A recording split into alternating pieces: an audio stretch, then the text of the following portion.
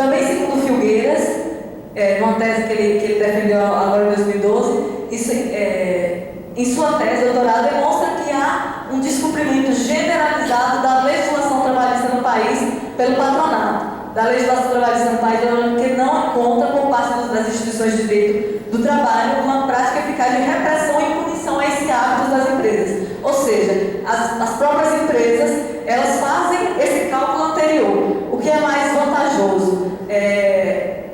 Cumprir as obrigações trabalhistas ou esperar um processo trabalhista, depois chegar e fazer uma negociação? Então, elas fazem esse cálculo anterior. Aqui são alguns dados da pesquisa sobre anterior, que a empresa anterior, a gente perguntou, e a empresa atual. Com relação às empresas anteriores, o atraso dos salários. A grande maioria informou que todo mês, ou a maioria dos meses, atrasam os salários nas empresas anteriores.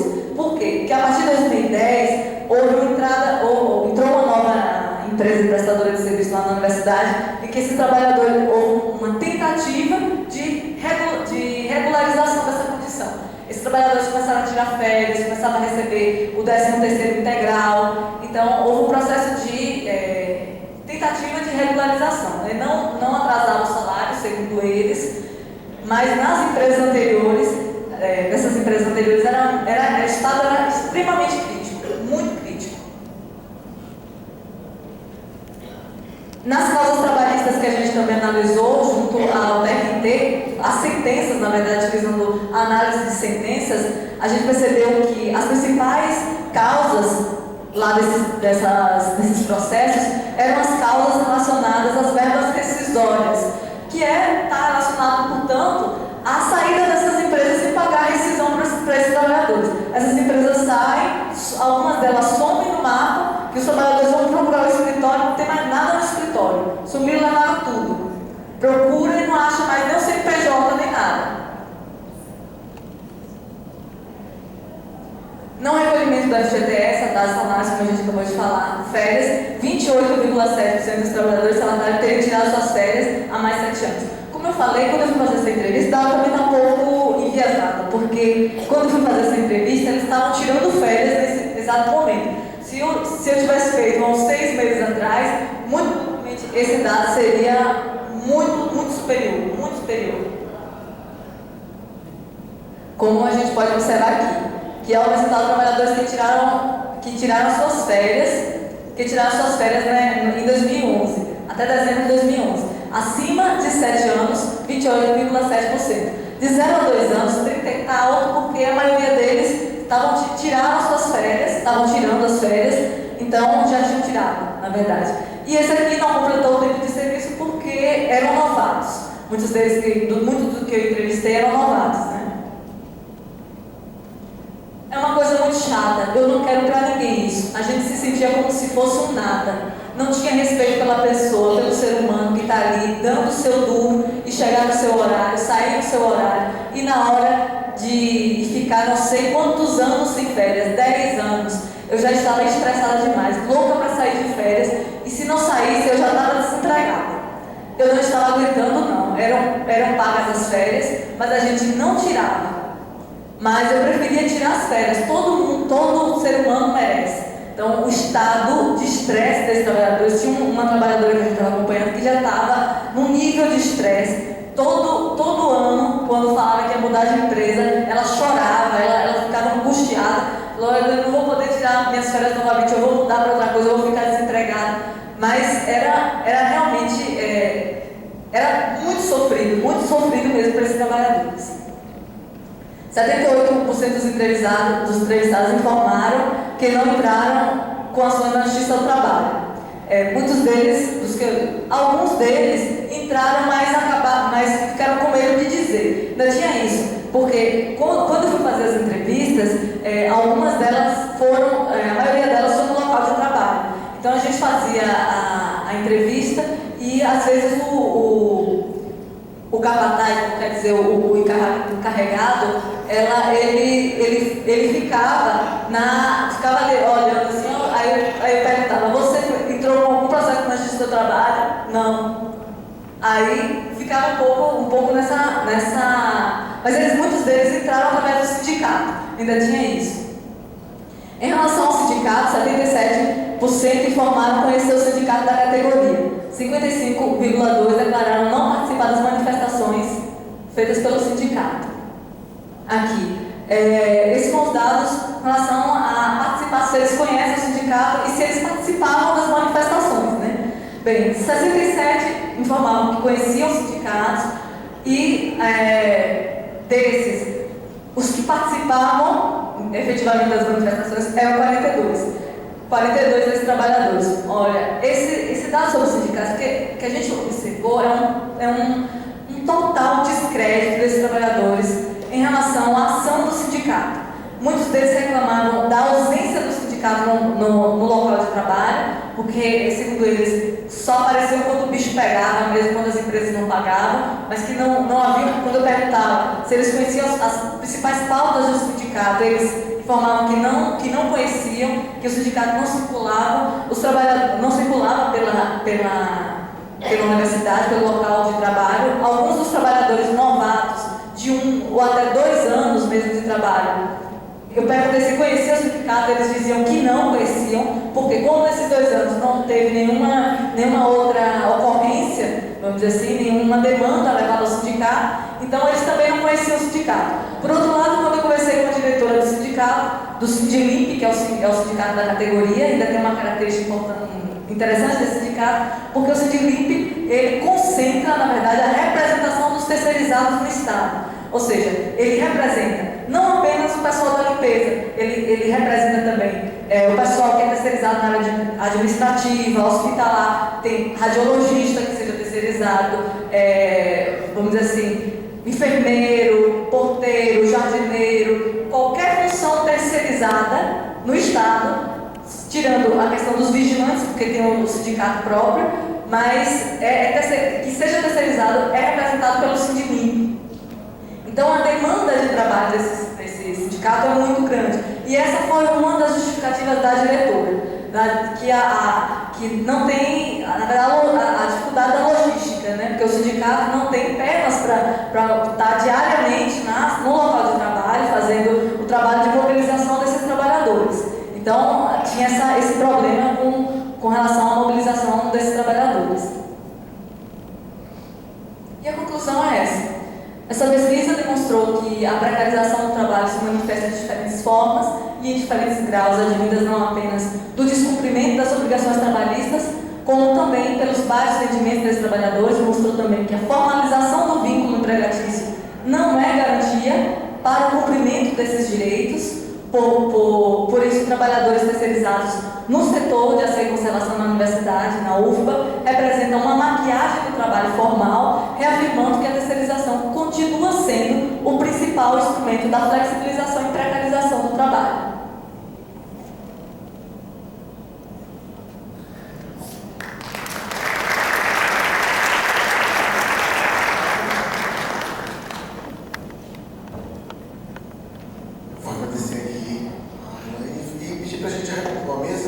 Abrir espaço para as perguntas e intervenções. Está aberto, tá, gente? Eu sei que tem 2 inscrições que já me foram comunicadas aqui. Uma é do próprio William, né? Ele quer começar a falar dele. Bom dia, gente. Eu quero agradecer em nome da CSP por nos fazer o convite, né? E entrar logo direto no assunto, a questão da terceirização, né? Eu sou diretor do SIMBA, do Sindicato dos Trabalhadores Efetivos, Terceirizados, Precarizados, Contratados, Ativos e Inativos do município de Alagoas. O nome é extenso, mas isso é por conta justamente da questão da luta, né, da classe trabalhadora, que levou a gente a desse nome extenso, buscando a mais ampla representatividade dentro do serviço público.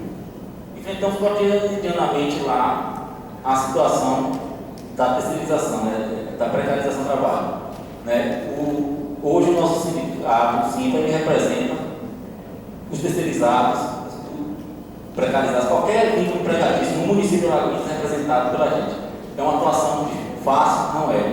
Porque o terceirizado é um trabalhador precarizado. Ele tem medo de perder emprego, tem o medo do patrão. Há um vínculo direto com as gestões públicas, né? Porque muitos entram porque ou um diretor, ou um secretário, ou alguém conhecedor dentro da gestão pública indicou, levou. Então ele dependeu de alguém para colocá-lo dentro daquela empresa. Então, ele tem uma certa dependência, digamos, ele se sente às vezes agradecido e também temeroso porque ele tem uma dívida, ele se sente em dívida com a gestão. E isso é notório, isso é fato.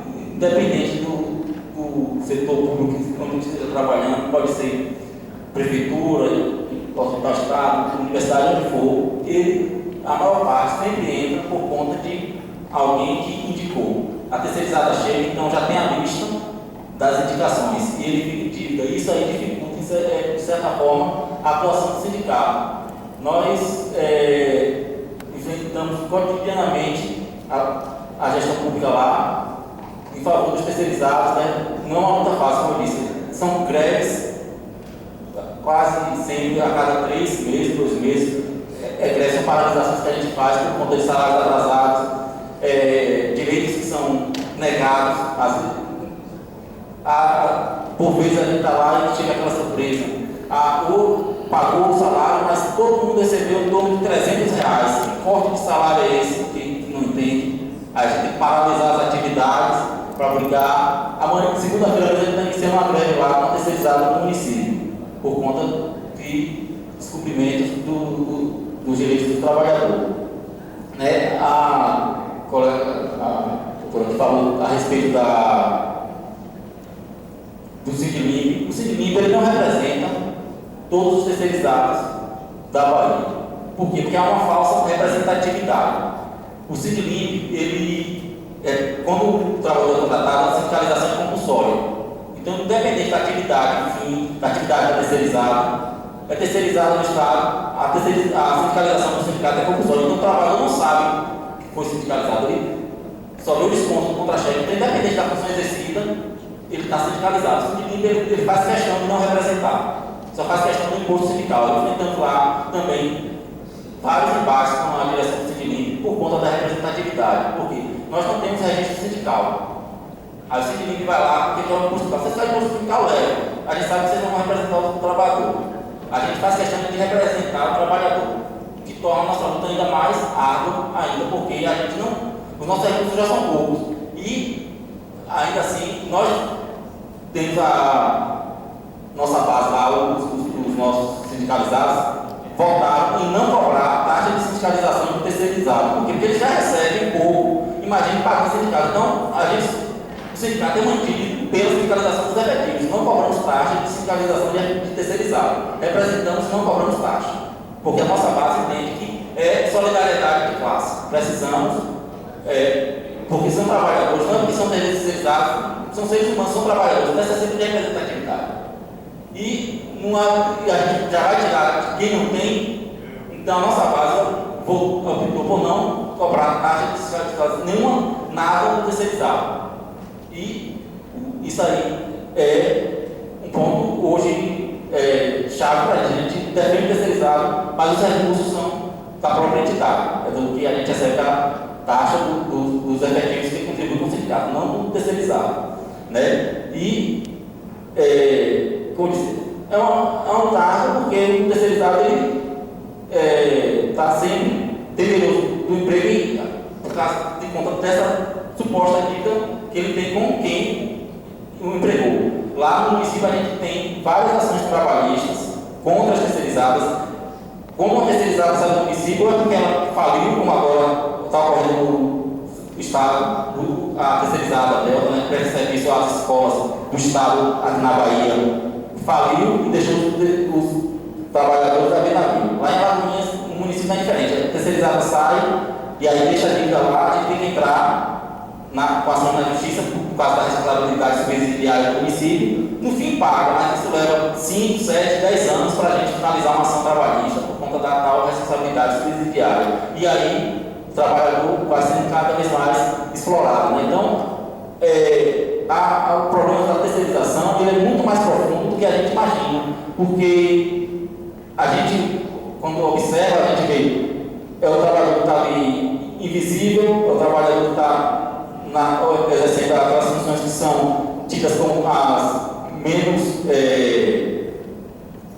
digamos, com as menos nobres, né, dentro da sociedade, mas é o trabalhador que ele é o semi-escravo, porque a terceirização leva a semi-escravidão. Então, o trabalhador ele trabalha na expectativa de receber o seu salário, quando recebe é um salário cortado, com cortes que ele não sabe onde vem. Isso quando recebe, porque por vezes é cotidiano o atraso do salário, aí a empresa leva 15, 20 dias de atraso, quando não leva 3, 4 meses de atraso de salário, e esses trabalhadores vivem nessa semi-escravidão, porque eles vivem endividados e não tem outra saída por conta da baixa escolaridade, da baixa oferta de emprego, né? Então eles não têm como sair do sistema, eles estão lá presos à empresa terceirizada, saindo uma terceirizada, eles folgando em outra e sabendo que vão ser explorados.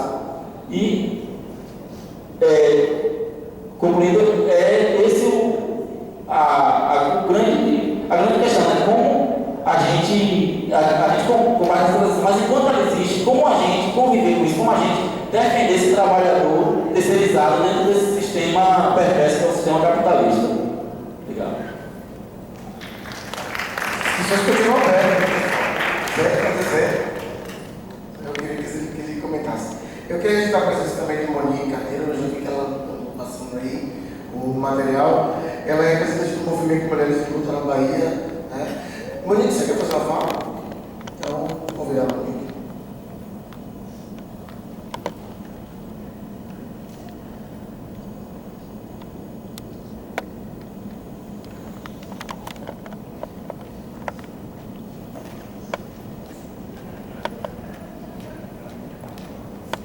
Bom dia, meu nome é Monique, como já foi apresentada, eu sou parte do MML, Movimento Mulheres em Luta, que já é um movimento que existe desde 2008 nacionalmente, mas aqui na Bahia a gente lançou ele esse ano.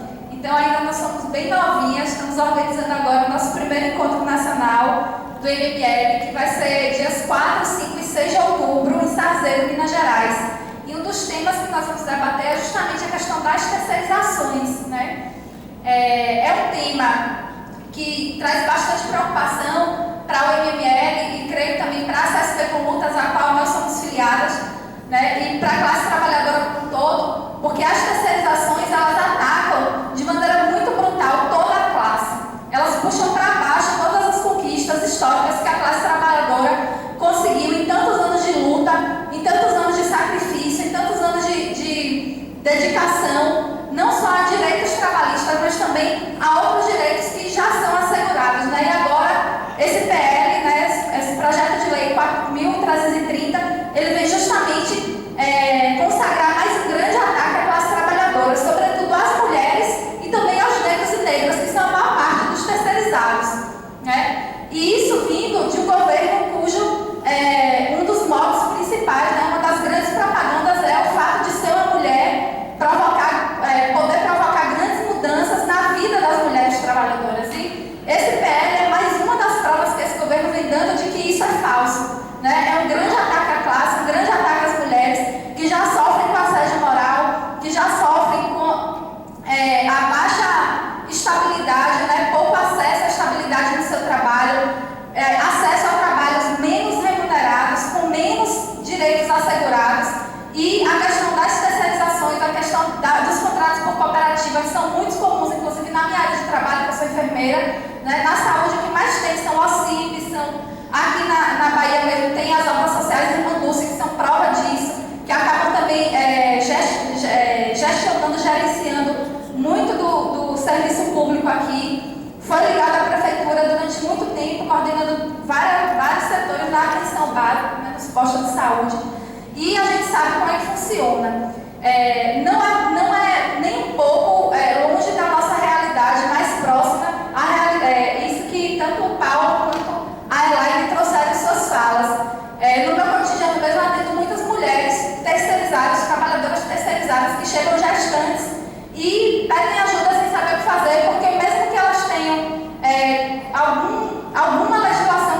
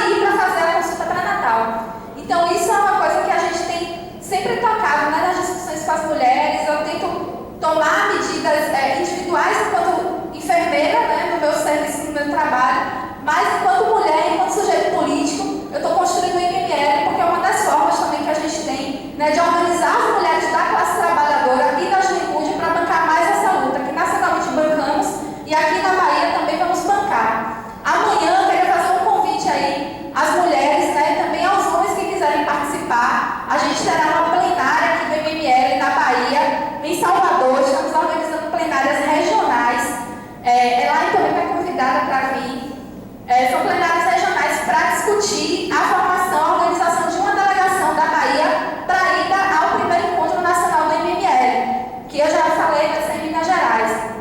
Vai ser amanhã na FACED, que é a Faculdade de Educação da UFBA, às 14 horas, na sala 14. A FACED fica ali ao lado do prédio de administração. Então, quem tiver qualquer dúvida de como chegar, pode contatar o Facebook do MML Bahia, ou então pegar o meu contato aqui com o pessoal do Sindjuf. A gente vai ter esse espaço amanhã. Haverá creche também, para quem tiver filhos e não tiver com quem deixar. A gente está organizando espaço com creche. E é isso, pessoal. Espero que vocês venham, força aí na luta, que também somos parceiras e parceiros aí na luta de toda a classe. A luta contra a exploração, né, contra as opressões, é também uma tarefa de toda a classe, não só das mulheres. É isso, obrigada. Eu sei que está tarde, assim, a gente tem um costume aqui, mas eu vou tentar ser bem breve, só para o pessoal não estranhar. Normalmente 11h30 é o horário que o pessoal acaba saindo para almoçar, por isso que está esvaziando. Assim, só dar uma experiência do que quando a gente passou nas salas, conversando com as pessoas, e eu acho que ficou muito claro hoje nas falas do que a gente já vinha dizendo. Nós não somos contra o trabalhador terceirizado, longe disso. Nós somos contra o processo de terceirização e tudo que ele representa. E isso a gente disse várias vezes. Então, um dado que eu anotei aqui foi um dado que foi apresentado pelo elenco: 5%. O que está sendo proposto aqui para a gente, no final das contas, pessoal, inclusive do que a gente tem ouvido em mesa de negociação, no contato com os gestores, tá? É exatamente o que a gente viu. Tudo isso aqui a gente vê no dia a dia, às vezes nem se toca. A gente encontrar o pessoal da limpeza num dia com uma farda, no outro dia com a outra farda. E a gente não tem noção do impacto que isso causa na pessoa, da impossibilidade dela, por exemplo, exercer simplesmente o direito de ter férias. E se isso acontece com a limpeza, por que não vai acontecer também com os outros setores que estão sendo propostos de terceirização aqui no tribunal? Então, o dado que eu notei foi o seguinte: 5% de novos servidores, 23% de novos terceiros. Então, fim do concurso público, isso que está sendo colocado para a gente. E é muito cruel, porque a forma como está sendo colocada é uma forma que faz com que a gente assuma um discurso que não é nosso. Então, a gente está há tanto tempo sem ver o nosso quadro funcional crescer, sendo massacrado pelo aumento da carga de trabalho, pelo aumento das nossas rotinas, que faz com que a gente ache que a terceirização, o fato de vir outra pessoa, seja algo bom. Não há como ser contra isso, porque isso vai aliviar a minha carga de trabalho. Eu só tenho um engenheiro aqui no meu setor, só tem um engenheiro aqui e a gente não dá conta. Eu não tenho profissionais de informática na quantidade necessária que o próprio CNJ estabeleceu. Eu não tenho estatístico, eu não tenho. E a gente acaba assumindo isso como algo bom. Não é bom, está claro para todo mundo, não é bom para a gente, não é bom para eles, não é bom para ninguém desse processo. Só mais uma informação que eu quero colocar. E o que a gente viu também é que muitas vezes a gente quer terceirizar o nosso problema. Então nós temos um problema grande de adoecimento em determinados setores do tribunal, são os setores que estão sendo eleitos para terceirização. Então aquele dado de óbito que foi colocado, eu olhei, gente, é isso que está sendo colocado para a gente. Então a gente tem um setor aqui que você tem um adoecimento grande, você tem muito doença ocupacional, vamos terceirizar ele, não vamos resolver o problema do setor, não vamos diminuir jornada, não vamos fazer exames preventivos, não vamos criar condições de ergonomia, não vamos fazer nada disso, vamos terceirizar, porque quando esse cara estiver doente, a gente pede a empresa que troque, o problema da empresa não é meu. Então, essa situação que a gente tem visto, a gente coloca mais uma vez, nós não somos contra o terceiro. Quando o terceiro estiver aqui, nós estamos também na defesa dos direitos dele, mas a gente é contra o processo de terceirização, por tudo que ele representa, por tudo que ele foi apresentado. Então, o Jair também está inscrito.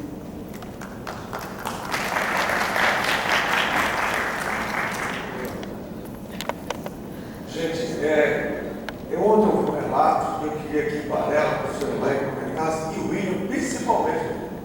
Ontem eu dei carona saindo aqui a um terceirizado, que já está aposentado e é terceirizado aqui no tribunal. E ele fez: olha, eu gostei muito da explanação de vocês, ao passar nas salas, aquele chamado, da preocupação com o concurso público.